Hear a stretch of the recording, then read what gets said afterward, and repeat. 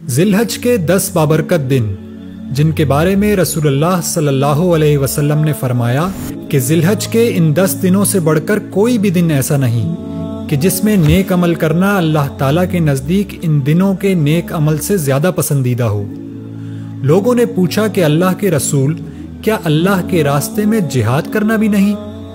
آپ نے فرمایا اللہ کے راستے میں جہاد کرنا بھی اتنا پسند نہیں، سوائے اس شخص کے جو اپنی جان اور مال لے کر نکلے اور پھر لوٹ کر نہ آئے۔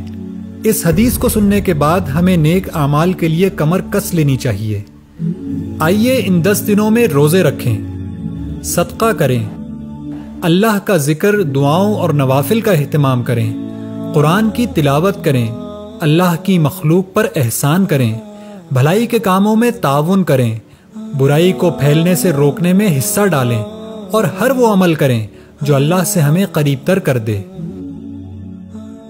ان 10 دنوں میں خاص طور پر چند اعمال کا ہمیں اہتمام کرنا چاہیے۔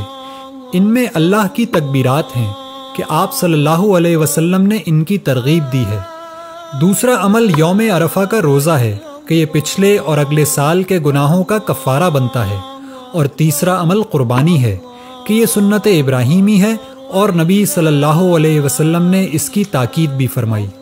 جبکہ ان ایام میں جن کاموں سے رکنا ہے، ان میں حرام کاموں کے علاوہ ناخن اور بالوں کو کاٹنا ہے کہ آپ صلی اللہ علیہ وسلم نے قربانی کرنے والوں کو اس سے منع فرمایا۔ آئیے خود بھی ان بابرکت دنوں میں نیک اعمال کے ذریعے بے شمار اجر کما لیں اور اس ویڈیو کو شیئر کر کے دوسروں کے نیک اعمال کا بھی باعث بنیں۔